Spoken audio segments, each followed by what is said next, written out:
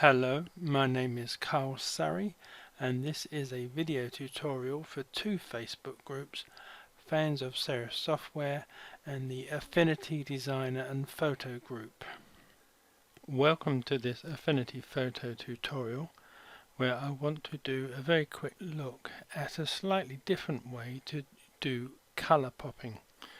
Now, color popping is where you invariably get one object. You doesn't have to be one, but it's invariably one object where you keep colored and you make everything else black and white, so the color on the image pops out of the black and white.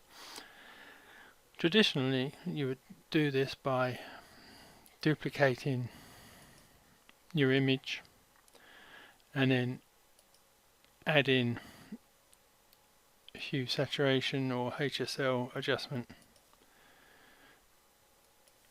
losing the saturation, or you could use the black and white adjustment just as easily. And with that adjustment you have a layer mask on here, and you could come to the paintbrush tool, have black as your foreground color, and then you'd paint back in the color from the layers below, sort of thing. Now, this works fine, but it is sort of a bit time consuming and you have to be careful, so you can like a very thin strip like up the edge of these windows, and if you make a mistake and come outside the edge, which you invariably will do, you would then have to change to white and paint over your errors to bring back the black and white. So that is how it is like done more traditionally. Now let me just delete those two layers and come off of that tool. Now this way I'm going to show you is a very slight difference, and it will not work on all pictures, which I will come to in a minute. But if you come to the adjustment tool, and we're not going to duplicate the image this time, but we're just going to come to the HSL adjustment, and up here where it's got master, which would, if I drop this down, it would take all the colors out. If you click on this little arrow, downward arrow here, you can select certain colors. So if I select red and I drop down the saturation on the reds to -100, that will take out all the reds in the image. The same with the yellows, and then the greens. I will even take the cyans out.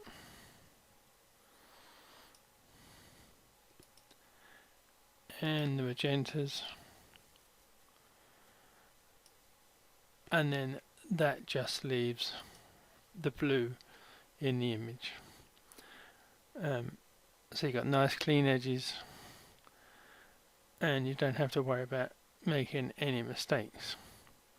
And the beauty of it being like an adjustment, you can double click on it, bring it back, and if you wanted to, you could just boost the saturation. Sorry, what I should have done is gone to the blue channel and just increase the saturation on the blue if you wanted to. Or you could use the hue shift and even change the whole color of the car to whichever color you want within the spectrum. So I'm just going to make this a slightly darker blue than it was. There we go. So there we have the car color popped and slightly altered the color of the car itself. So if I come to the second image, Let me make it full size. Now say you wanted to colour pop the red hat in this one. This is where this sort of slightly different way of doing it doesn't really work that well, because the image is majority of it is made up of red. It's not just the hat. You've got the skin colours and obviously the lips. And just to show what I mean, if I add the adjustment to this, I drop the yellows, the greens, the cyan, blue, and the magentas. I've dropped all those down, and the only one I've left is the reds. So as you can see, the majority of this is still pretty much the colours that it started out, because the majority of that colour, the skin and the lips, are red also. So in this sort of situation you would have to sort of use both methods together, because you've got a nice crisp edges here for the hat, so you wouldn't have to worry too much about, at all even, about using a layer mask and painting on it to get the hat. So we can just paint on the face. But first what we need to do is to right click on that top layer and merge visible, then add the HSL adjustment again, and drop down the opacity on the, not the opacity, sorry, the saturation on the master channel. And then we have this layer mask here, and I want to convert this layer mask from a white one into a black one. So I'm going to click on Control and I. That will make that a black layer mask, which will allow the image below, all of the image below, to show through. So now what I'm going to do is get the paintbrush and have white as the foreground colour. I'll increase the size of this a bit, and then I can just, without much finesse, I can just go over the area of the face here and just take a slight bit of care when I'm coming up near the hat at the bottom here.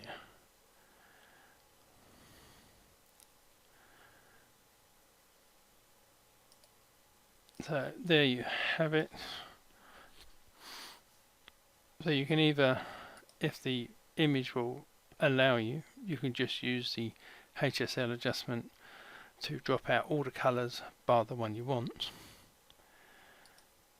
And if the image doesn't quite allow you to do that, you can drop out all the colours bar the one you want, but then merge the layers together, then use the HSL adjustment, and then invert the layer mask, and then paint out the areas that you don't want that are the same colour as the colour that you do want, if you understand what I mean. It sounds a bit more complicated than it is really. So that is it basically.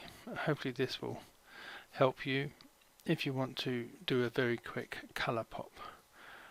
Thank you for watching, and goodbye.